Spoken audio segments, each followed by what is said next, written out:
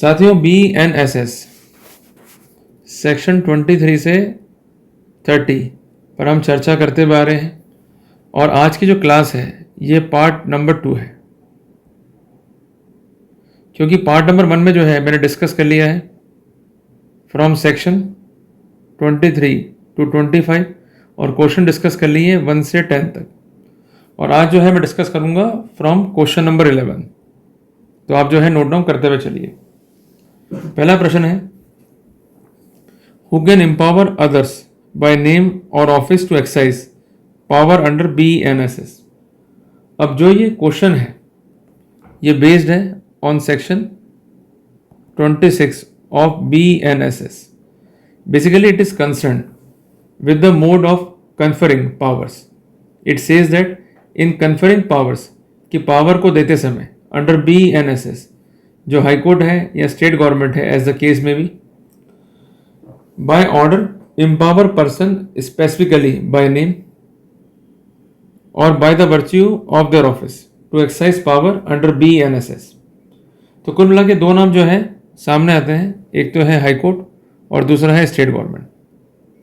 Clear है? तो जब भी इस तरह का कोई क्वेश्चन आपसे पूछा जाए कि BNSS के तहत जो शक्तियां हैं उसको एक्सरसाइज करने के लिए कौन जो है डेलीगेशंस दे सकता है, तो पहला उत्तर है हाई कोर्ट और दूसरा उत्तर है स्टेट गवर्नमेंट। क्लियर है बात ये? और ये उत्तर जो है हमें देखने को मिलता है धारा 26 सब क्लॉज 1 BNSS के अंदर। इस बात को जो है नोट डाउन कर लीजिएगा। तो ऑप्शन नंबर ए जो है करेक्ट है ऐसे सिनेरियो में। Option number B, C and D are wrong. अब आते हैं प्रश्न नंबर 12 पे। Such order empowering person take effect from. अगर ऐसा कोई ऑर्डर है तो ये प्रभाव में कब आएगा, जिसके लिए हमें पढ़ना होगा धारा 26 sub clause 2 BNSS। It says that every such order shall take effect from the date on which it is communicated to the person so empowered. कि जिस दिन उसे कम्युनिकेट किया गया है उस दिन से ही इस तरह का आदेश जो है वो अस्तित्व में आएगा। तो पहला ऑप्शन क्या है, द डेट ऑफ इनेक्टमेंट। उत्तर है नहीं, क्योंकि ऐसा कोई भी सबूत जो है हमें नहीं मिला धारा 26 सब क्लॉज 2 BNSS में। दूसरा ऑप्शन था the date of publication in gazette, ये भी जो है अप्लाई नहीं हो रहा है। इसके अलावा ऑप्शन है डेट ऑफ फर्स्ट एप्लीकेशन, ये भी अप्लाई नहीं हो रहा है।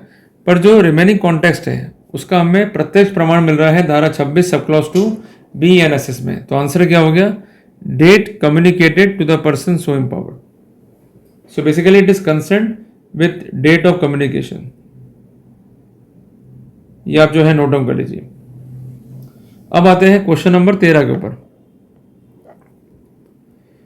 क्वेश्चन क्या है कि if a government official given power is appointed to the higher office in the same area the power.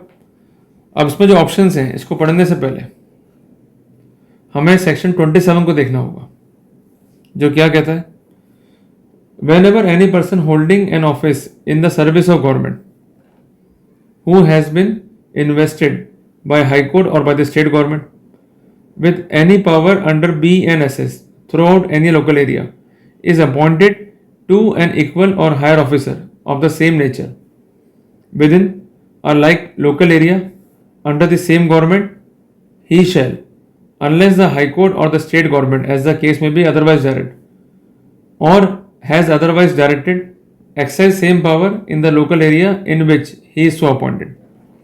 तो कुल मिला के हम ये कह सकते हैं कि पावर लैप्स नहीं होगी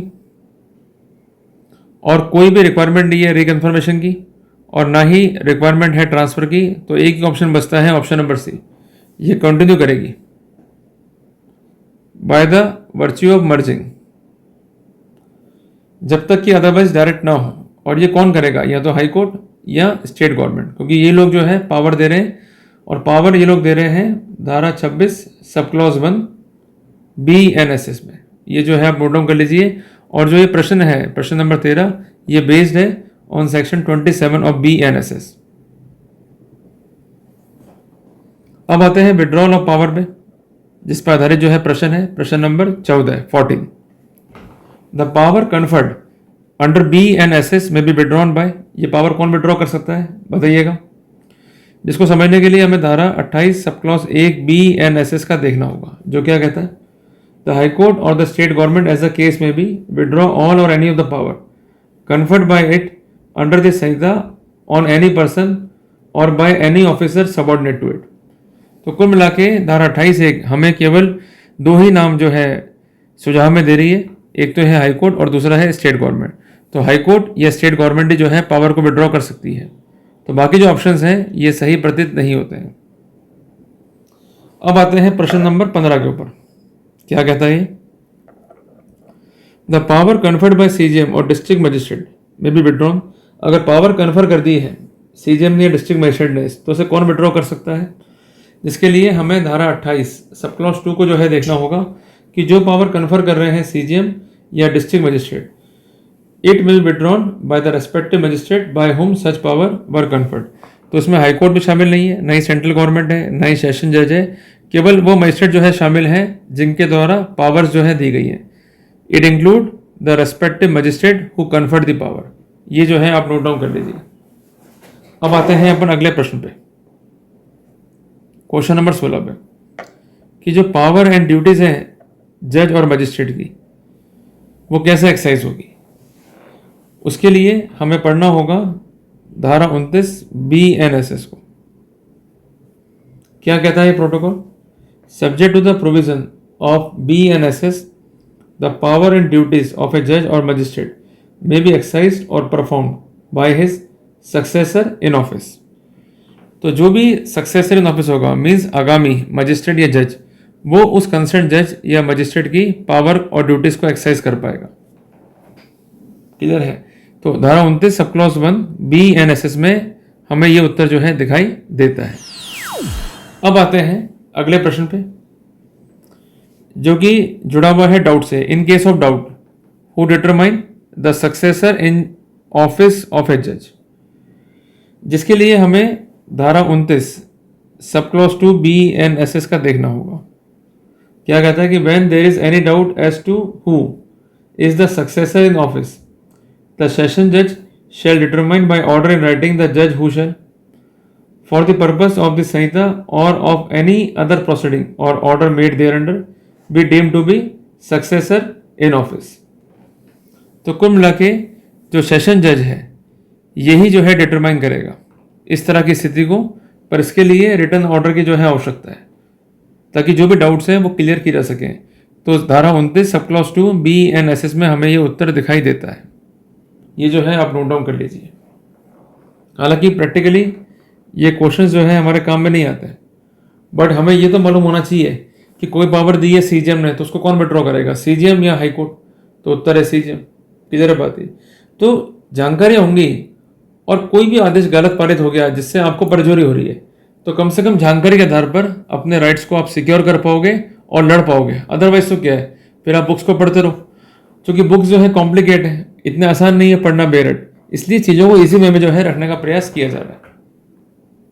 अब आते हैं अगले प्रश्न की तरफ, क्वेश्चन नंबर 18। क्या है ये क्वेश्चन? सीजीएम और द डिस्ट्रिक्ट मजिस्ट्रेट, ध्यान रखिएगा the district magistrate means the collector, the CGM और district magistrate determine the successor in office of. अब उसके लिए क्या करेंगे अपन, क्या पढ़ेंगे? धारा 29 सब क्लॉज 3 BNSS को, तभी अपने को ऑप्शंस जो है क्लियर होंगे। क्या कहता है कि when there is any doubt as to who is successor in office of any magistrate, CGM और district magistrate as the case may be, it shall be determined by order in writing the magistrate who shall for the purpose of the Sanhita और of any proceeding or order thereunder be deemed to be successor in office of such magistrate. तो कुल मिला के हम एक बात कह सकते हैं कि जब भी इन्हें डाउट है कि इनका सक्सेसर इन ऑफिस कौन होगा, तो ऐसे सिनेरियो में ये डाउट केवल मजिस्ट्रेट ही क्लियर करेगा जो कि जुड़ा हुआ है कंसर्न सक्सेसर इन ऑफिस से। इस पॉइंट को भी जो है आप नोट डाउन कर लीजिए। अगर वो सीजीएम के कॉन्टेक्स्ट में है देन इट इज सीजीएम, वो कॉन्टेक्स्ट में है district magistrate then district magistrate, वो कॉन्टेक्स्ट में है मजिस्ट्रेट के then it will be the magistrate. पर इसके लिए रिटर्न में जो है ऑर्डर चाहिए, अदरवाइज ये चीज़ें वो तय नहीं कर पाएगा। पर प्रैक्टिकली जो क्वेश्चन नंबर 18 है इसका कोई भी यूज़ नहीं है, बट चूंकि थ्योरेटिकल पर्सपेक्टिव है तो मैंने उस पॉइंट ऑफ व्यू से इस क्वेश्चन को भी जो है कवर करने का प्रयास किया है। अब आते हैं क्वेश्चन नंबर 19 के ऊपर। The police officer superior in rank to an officer in charge of the police station में एक्सरसाइज द सेम पावर। अब ये क्या क्या पावर जो है एक्सरसाइज कर सकते हैं, ये काफ़ी इंपॉर्टेंट है, जिसके लिए हमें धारा 30 जो है पढ़ना पड़ेगा। धारा 30 जो है क्या कहता है कि जो पावर है पुलिस ऑफिसर्स की, खासकर superior in rank to an officer in charge of the concern PS, ये एक्सरसाइज कर सकते हैं उन पावर्स को थ्रू आउट द एरिया जिसमें ये लोग जो है अपॉइंट हुए हैं, जिसके लिए सेक्शन 30 BNSS का काफ़ी इंपॉर्टेंट है। What it says police officer superior in rank to an officer in charge of the PS में exercise the same power throughout the local area to which they are appointed.